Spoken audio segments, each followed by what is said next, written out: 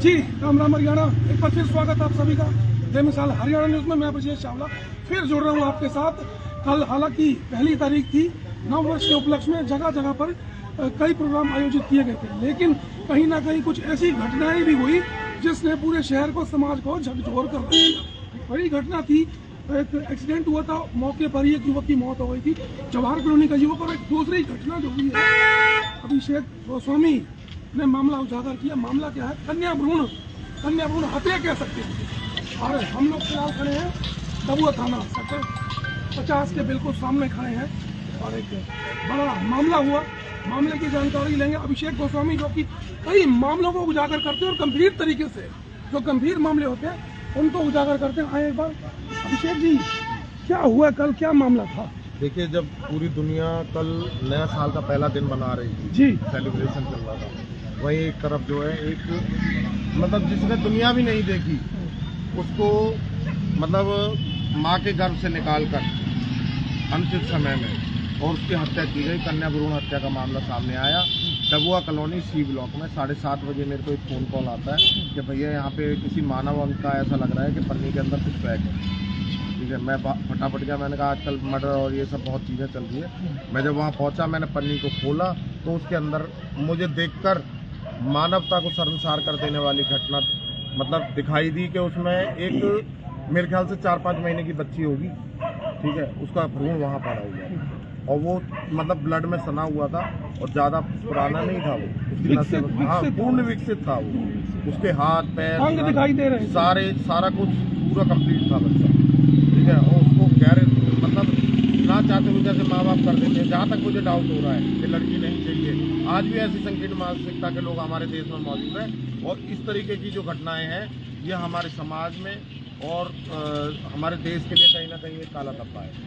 अभिषेक भाई, क्या लगता है कौन है आपके उसी डबुआ के एरिया के होंगे? क्या लगता है? कुछ अभी आप आए भी हैं यहाँ पर, लगता क्या है कहाँ के लोग? जांच का विषय है और जहाँ तक मुझे लगता है जिस तरीके से नाली के पुलिया के साइड में नाली के उसमें पड़ा हुआ था, अच्छा, ठीक है, और वो ज़्यादा पुराना नहीं था। भाई ऐसा भी तो हो सकता है कि कहीं और किसी ने फेंका हो और नाला चल रहा है बहते बहते। नहीं, नाला एक्चुअल में क्या है, नाला चलता हुआ नहीं है, वो रुका हुआ नाला है, ब्लॉकेज है, पूरा कूड़े से भरा हुआ है। तो उसमें बह के आने का तो सवाल ही नहीं पैदा होता। पाइपलाइनें भी निकल रही हैं, कहीं और अटक जाएगा, कुछ भी हो सकता है। तो इसका मतलब तो यही है कि वहीं पर ही फेंका गया। हाँ, वो फेंका गया है, चाहे वो आउटर बंदे ने फेंका है, चाहे वो उस कॉलोनी के आसपास जो सी ब्लॉक है, 4-5 गलियां हैं या आगे पीछे थोड़ा कहीं से, वहीं का कुछ है। कितने बजे की घटना है ये 7:30 बजे मेरे को फ़ोन कॉल आया था और मैं 7:40 पे वहाँ पहुँच गया। 10 मिनट में पहुँच गया। हाँ, और उसके बाद 15 मिनट बाद तो मीडिया वगैरह भी आ गई थी, भीड़ काफ़ी ज़्यादा थी, तो भीड़ हटाने में और आक्रोश बढ़ गया था काफ़ी लोगों में। उसको हटाने में जो है थोड़ा सा समय लगा। खोली किसने? थैली मैंने ही खोली थी। बच्ची को मैंने ही हाथ में लेके और पुलिस के हवाले किया। और लोग थे वहाँ पर, भीड़ थी? हाँ, बहुत ज़बरदस्त भीड़ थी। डर नहीं लगता आपको क्या कि आप थैली खोल दी अचानक? देखिए, डरने की तो बात है नहीं, मरना सबने है एक ना एक दिन। और जिस तरीके से हाथ में लिया, मैं कहने के लिए नहीं सकता, ठीक है ना। पुलिस को सूचित आपने किया? हाँ, पुलिस को SHO साहब बुलाया? हाँ, तब से ये मैं बता दूं, पुलिस तब से अब तक नींद नहीं आई है। 10 से 15 मिनट में पुलिस आ गई। हाँ, मैंने खुद अपने हाथों से उठा के उसको, बच्ची को, जो आईओ थे उनको सुपुर्द किया।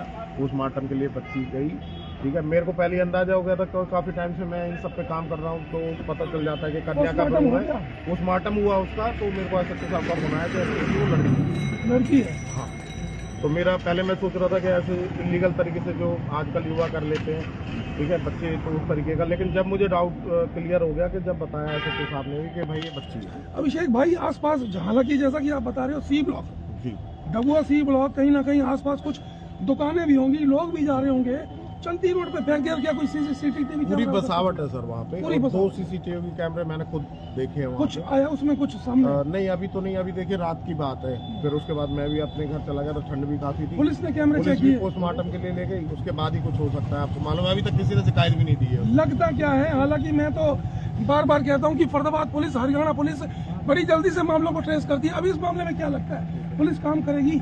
देखिए, हमारे देश के जो यशस्वी प्रधानमंत्री हैं, ठीक है ना, उनका जो बेटी बचाओ बेटी पढ़ाओ अभियान है जी, उस पर कहीं ना कहीं जिस भी व्यक्ति ने करा धब्बा पोता है। और फरीदाबाद के अंदर अभी 2 दिन पहले रेप केस हुआ, ठीक है, लिफ्ट मांगी बेचारी ने, 25 साल की युवा लड़की ने, उसका रेप कर दिया, अब ये हो गया।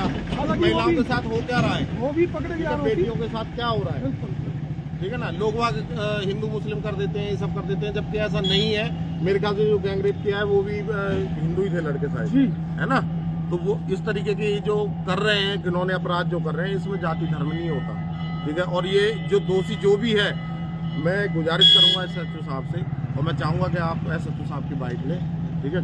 गुजारिश करूंगा कि इसको मतलब गहराई से जांच करें इस चीज की, ठीक है। आज ये बड़े बुजुर्ग आए हैं मेरे साथ, ये समाज सेवी हैं सीनियर, जो कई सालों से सेवा कर रहे हैं। राणा जी हैं, हमारे बाबूजी हैं, अमृतलाल जी हैं, RW के प्रधान हैं। तो ऐसे बहुत लोग हैं जो अभी हमारे पास समय नहीं मिला, और हो सकता है कि हम इसको जो है जन आंदोलन में तब्दील करें और लोगों को जागरूक भी करें कि इस तरीके की घटनाएं से जो है हमारे देश का, हमारे समाज का नैतिक पतन होता है। सामाजिक, नैतिक और कहीं ना कहीं मानवता के ऊपर संसार करने वाली घटना है ये, ठीक है ना। बहुत बेहद शर्मनाक है। नहीं, अगर वो पकड़े जाते हैं तो क्या उनको सजा मिलनी चाहिए? देखिए, पकड़े अगर जाएंगे तो उनके लिए कानून बना हुआ है, सजा है उनकी प्रॉपर, मृत्यु के बराबर है, क्योंकि कन्या भ्रूण हत्या है, अपराध है ना। इसके साथ उनको जो भी धारा लगेगी वो उसके पे आप पे काम। और सरकार का भी नारा है बेटी पढ़ाओ बेटी बचाओ, लेकिन हमारे देश में जो है ना, आज भी पुरानी जो है ना हमारी, कि हमें बेटी नहीं चाहिए, उसको 5 महीने के अंदर ही उसको मार दिया गया। ये किसी डॉक्टर का ही काम है, जो डॉक्टर बच्चे को जो है ना ये बच जाए, लेकिन उन्होंने ही मारा है, क्योंकि 5 महीने की डिलीवरी जो है ना आम आदमी कोई भी नहीं कर सकता, नहीं कर किसी नर्सिंग होम में ही करा गया है उसको। तो डॉक्टर भी दोषी कहते हैं आप? डॉक्टर भी पूरा दोषी है, जो किसी के क्राइम में साथ दे रहा है और साथ पूरा दिया है, क्योंकि पैसे की लालच में कर रहे हैं। बिल्कुल ऐसा नहीं होना चाहिए, उसका जो है हमें न्याय मिलना चाहिए हमें भी, और जो है वो ये डॉक्टर को पकड़वा के उसको फांसी की सजा की मांग करेंगे। जी धन्यवाद राणा साहब है। भाऊजी जी, क्या नाम है भाऊजी आपका? लाखन सिंह कुशवाहा। कितनी उम्र है भाऊजी? 80 ईयर्स। 80 साल के हो गए? हाँ जी। फिर भी समाज के लिए खड़े हो आप? भाई हम नहीं खड़े होंगे, ऐसे बच्चों में नहीं पैदा करें तो कौन करेगा? बिल्कुल ठीक बात ये है। बड़ी शर्म की बात है। अच्छी हमें पहले भी घटनाएं देख रहे हैं, ये तो कुशल कोई नर्स का काम है, दाई का, कुशल दाई का, बिल्कुल, या किसी डॉक्टर का पैसा लेके, क्योंकि कोई चलता फिरता आदमी उतना बड़ा काम नहीं कर पाएगा। जी बिल्कुल। तो हमारे माननीय प्रधान जी के सपनों को पलीता लगा रहे, कालिक पोत है हमारे देश को।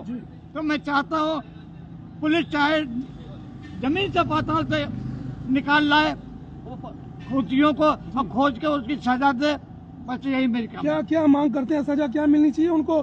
जो भारत सरकार का हत्या का कानून उन पर लागू हो, चाहे डॉक्टर हो या परिवार हो। हत्या का? जी बिल्कुल, धन्यवाद। तो बताते हैं आपको, हम लोग मौजूद हैं डबुआ थाने के बिल्कुल आगे खड़े हैं, और अभिषेक गोस्वामी जो कि कई मामलों को उजागर कर चुके हैं, राणा साहब हैं, और भाजी 80 साल की उम्र में भी बड़ी बुलंद आवाज के साथ कह रहे हैं कि चाहे वो डॉक्टर जो दोषी है, क्योंकि सच्चाई बिल्कुल ये है कि करीब 4 से 5 महीने का जो भ्रूण है वो इतनी आसानी से माँ के पेट से बाहर नहीं निकल सकता। किसी एक्सपर्ट डॉक्टर की बात है या कोई दाई है, भाजी ऐसा कह रहे हैं। और अभिषेक भाई भी यही कह रहे हैं कि भैया दोषियों को सजा मिलनी चाहिए। हालांकि जो बेटी बचाओ बेटी पढ़ाओ का जो नारा देती है मोदी सरकार देती है, लेकिन कहीं ना कहीं देखा जाता है कि ऐसे नारों को जो है ना पुलिंदा लगता चला जा रहा है, लेकिन कहीं पर काम नहीं हो रहा, मौके पर जमीनी स्तर पर काम नहीं हो रहा। अभी देखना ही है कि अभिषेक गोस्वामी ये समझे कि कंप्लेंट देने आए हैं, और SHO हालांकि कल तो समय पर पहुंच गए थे। अभी देखते हैं इस कंप्लेंट के ऊपर पुलिस कितनी तेजी से कार्रवाई करती है। देखिए, आपके चैनल के माध्यम से एक और बात कहना चाहता हूँ, जो हमारा हरियाणा की महिला आयोग के चेयरपर्सन है रेणु भाटिया जी, यहाँ से कुछ ही 1 किलोमीटर की दूरी में ही रहती हैं जी, ठीक है। मैं उनके भी संज्ञान में डालूंगा, और सरकार को और रेणु भाटिया जी को दोनों को लिखित पत्र इसका दूंगा और उनके संज्ञान में लाऊंगा कि जो फरीदाबाद में आजकल जो ये लगातार इतने अस्पताल इलीगल और लीगल छोटे छोटे नर्सिंग होम खुल गए हैं, इनकी प्रॉपर जांच करी जाए, और अगर कोई दोषी पाया जाता है इस तरीके से जो समय से पहले जो है भ्रूण की जांच करते हैं करा जाता है, उनके खिलाफ कानूनी कार्रवाई जाए। ये सब चीजें मैं करता हूँ। जी बिल्कुल, बहुत अच्छी पहल करने वाले हैं अभिषेक गोस्वामी। और बता दूं आपको, पूरे देश में जो है ना लिंग जांच की, तो किसी भी हॉस्पिटल में आप चले हैं वहां पर पहले ही कह देते हैं कि लिंग जांच अपराध है, सजा उसको हो जाती है। लेकिन कहीं ना कहीं कुछ लोग ऐसे भी हैं जो टेढ़े मेढ़े गलत रास्ते निकाल लेते हैं और लिंग जांच हो जाती है, और एक छोटी सी बच्ची जो दुनिया में आई ही नहीं उससे पहले ही दुनिया से चली गई। और बड़ा मामला है, उजागर किया है। अभी देखते हैं कि फरीदाबाद पुलिस डबुआ थाने के SHO इसके ऊपर क्या कार्रवाई करते हैं, कोशिश करेंगे SHO साहब से इस मामले में बात करेंगे कि जुड़े रहेंगे मेरे साथ, फिर लाइव होंगे, दिखाएंगे शहर की तमाम खबरें। तब तक के लिए नमस्कार, जय हिंद।